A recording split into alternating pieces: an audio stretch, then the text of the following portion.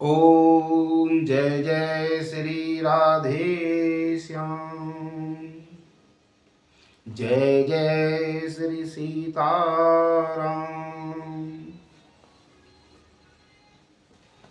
हम आज जिस महान संत की चर्चा करने जा रहे हैं, कल उनका जन्म दिवस है। माघी पूर्णिमा को महान संत रैदास जी का जन्म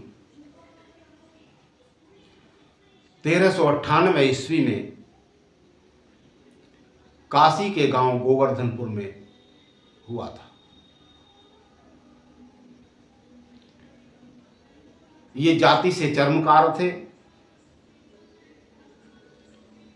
इनके पिता का नाम रघु, माता का नाम कर्मा और इनके दादा कालूराम जी थे। इनका जूतों का व्यवसाय था, जूते बनाते थे। रघु चर्मकार संपन्न परिवार से थे,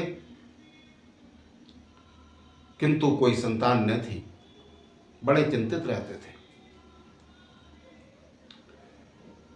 और किसी ने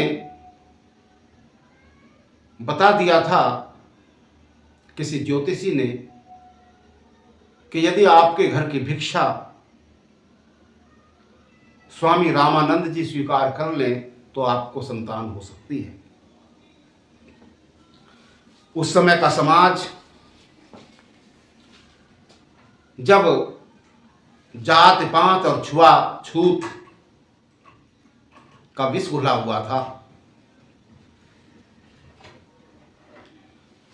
मुगल काल था और यह विकृति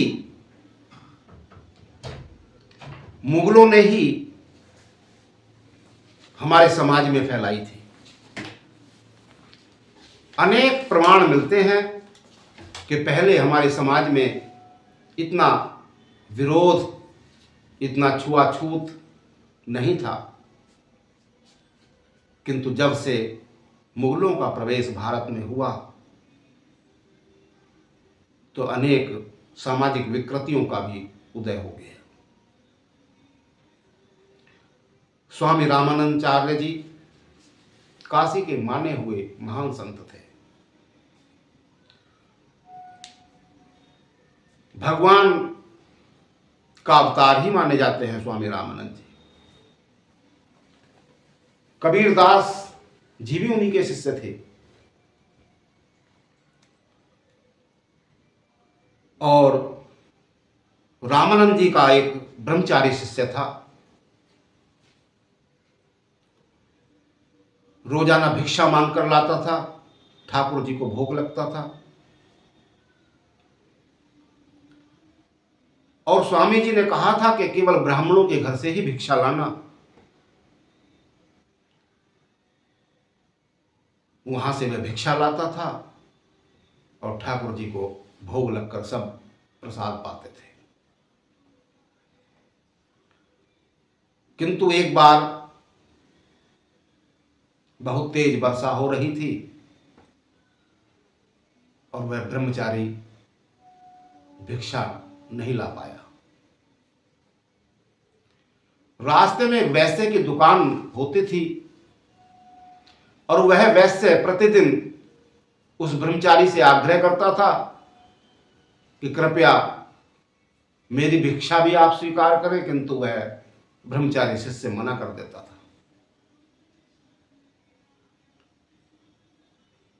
और जब एक दिन वर्षा के कारण भिक्षा नहीं ले पाया,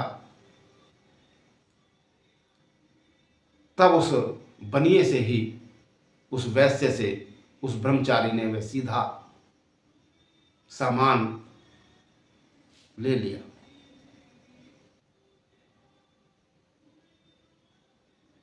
प्रसाद तैयार हुआ, ठाकुर जी का भोग लगा किंतु भोग जब ठाकुर जी का लगाया तब वह ध्यान में नहीं आए। स्वामी जी को संदेह हो गया और उन्होंने ब्रह्मचारी जी से पूछा कि आज की भिक्षा कहां से लाए। तब उन्होंने सारा सत्य बता दिया। और जब पता लगाया तब मालूम हुआ कि वह भिक्षा उन रघु चर्मकार के घर की ही थी, जो उन्होंने बनिए के पास, उस वैश्य के पास रखवा दी थी कि शायद इसी प्रकार मेरी भिक्षा स्वामी रामानंद तक पहुंच जाए।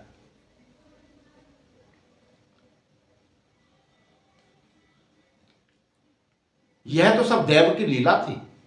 रामानंद जी सब कुछ जानते थे।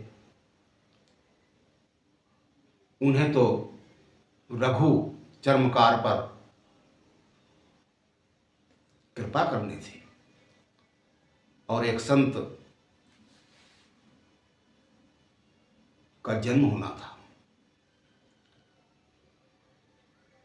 अपने उस ब्रह्मचारी शिष्य से कहा कि तूने चर्मकार के घर की भिक्षा स्वीकार कर ली, जा तू यहां मत रहे, उसी के घर जन्म ले। और उसी समय उस ब्रह्मचारी शिष्य ने अपना शरीर छोड़ दिया। तब रघु चर्मकार के घर 9 मास बाद एक बच्चे का जन्म हुआ।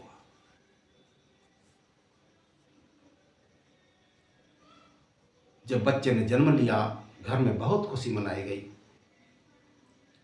किंतु वह बच्चा मां का दूध नहीं पीता था। और दूध ही नहीं, उसे तो अपनी मां को छूना भी अच्छा नहीं लगता था, क्योंकि उसे अपने पूर्व जन्म की याद थी। तब आकाशवाणी हुई, रामानंदाचार्य जी ने सुनी और वह ईश्वर की प्रेरणा से उसके घर गए। और जैसे ही रामानंदाचार्य जी को उन चर्मकारों की बस्ती में आते देखा, कुछ ब्राह्मणों ने विरोध भी किया, किंतु उस बस्ती में तो खुशी की लहर तोड़ गई। हमारे अहोभाग्य, आज स्वामी जी हमारे यहां पधारे। और स्वामी जी उस बच्चे के पास गए और कहा कि बेटा, तू अपनी मां का दूध पी, तू कोई साधारण नहीं है, तुझे संसार का, समाज का बहुत कल्याण करना है। और उसी समय रामानंदाचार्य जी ने उस बच्चे को दीक्षा भी दे दी। वही बच्चा संत भक्त रैदास के नाम से प्रसिद्ध हुआ। कहते हैं जिस दिन उस बच्चे का जन्म हुआ उस दिन रविवार था, इसलिए उस बच्चे का नाम रवि रखा गया। बाद में वही रविदास हो गए और रविदास को ही कहीं कहीं रैदास भी कहते हैं। महान ग्रंथ भक्तमाल में इनकी कथा आती है। वैसे तो संत रैदास से जुड़ी अनेक कथाएं समाज में प्रचलित हैं और बहुत प्रसिद्ध उक्ति कि मन चंगा तो कठोते में गंगा, यह रैदास जी की ही कहावत है। चित्तौड़ की रानी झाली भी इनकी शिष्या हो गई थी। मीराबाई ने भी रैदास जी से दीक्षा ग्रहण की थी। काशी नरेश स्वयं इनके चमत्कारों के आगे नतमस्तक हो गए थे। ये जूता बनाने का काम करते थे और सिर्फ 2 जोड़ी जूते बनाते थे प्रतिदिन। एक जोड़ी जूतों से अपने घर का पालन करते थे और एक जोड़ी जूता बेचकर संतों की सेवा किया करते थे। इनकी पत्नी का नाम लोना देवी था और इनके पुत्र का नाम विजयदास था। बहुत महान संत जिन्होंने समाज में फैले आडंबर, जात पात का भेद, छुआछूत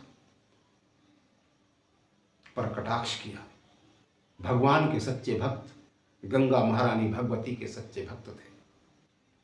इन्होंने कभी वेद विरुद्ध बात नहीं की। सदैव हरि भजन किया करते थे और अपने कार्य को बड़ी ईमानदारी के साथ, निष्ठा के साथ किया करते थे। रैदास जी का कहना था कि कोई भी कार्य संसार में छोटा या बड़ा नहीं होता। इनके पिताजी प्रायः इनसे रुष्ट रहते थे, इसलिए इन्हें संपत्ति से भी बहिष्कृत कर दिया था, क्योंकि ये कमाते नहीं थे, सिर्फ उतना कमाते थे जिससे रोज का भोजन हो जाए और संतों की सेवा हो जाए। जब ठाकुर जी ने इनकी ये अवस्था देखी, स्थिति देखी, तब एक ब्राह्मण का वेश धारण करके, एक संत का वेश धारण करके आए और अपने साथ पारस मणि लेकर आए, पारस पत्थर, और कहने लगे रैदास जी से कि रैदास देखो, ये बड़ा कीमती पत्थर है, ये पारस मणि है, तुम्हारे पास धन का भाव रहता है, इसे अपने पास रख लो और संतों की सेवा करना। पूछा रैदास ने कि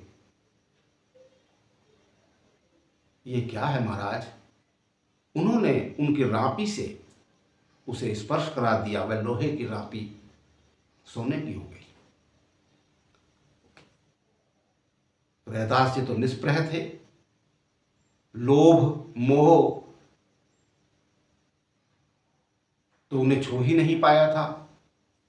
इसलिए कहा कि महाराज, आप इस छप्पर में, एक टूटा सा छप्पर था, आप इसमें रख दीजिए, जब मुझे आवश्यकता होगी तो मैं ले लूंगा। और ठाकुर ने, भगवान ने वह पारस का पत्थर उनके छप्पर में छिपा दिया। देखो रैदास, इसका प्रयोग करना, उपयोग में लाना, इसे भूल मत जाना, और अपनी भी सेवा करना और संतों की भी सेवा करना। और 13 माह बाद जब ठाकुर जी पुनः उसी वेश में रैदास जी के पास आए तो देखा रैदास जी की स्थिति तो पहले जैसी ही है। वही टूटा छप्पर, वही लकड़ी की कठौती, वही जूते का सिलने का काम। तब पूछा ठाकुर जी ने, रैदास, तुमने मेरी बात नहीं मानी, तुमने इसे लिया नहीं, ये ऐसे का ऐसा ही रखा है। रैदास जी हाथ जोड़कर बोले, मैं इस पत्थर का क्या करूंगा, मुझे तो सब कुछ मिल चुका है। मेरे हृदय में ठाकुर जी विराजमान हैं, मुझे ठाकुर जी से प्रेम है, मुझे और क्या चाहिए। भगवान प्रकट हो गए और कहा, रैदास, जिद ना करो, इसे ले लो और काशी में एक बहुत भव्य मंदिर बनाओ, ठाकुर द्वारा बनाओ, संतों की सेवा करो। तब रैदास जी ने उनकी बात मान ली और उस धन से एक सुंदर मंदिर आज भी वहां बना हुआ है। वैसे तो अनेक कथाएं रैदास जी के जीवन से संबंधित प्रचलित हैं।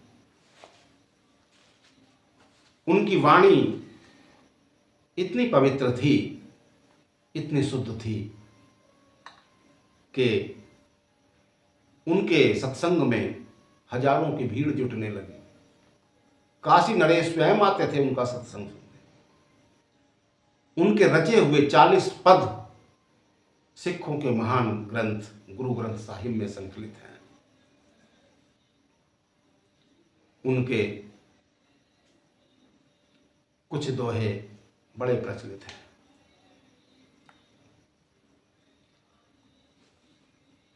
जय जय श्री राधे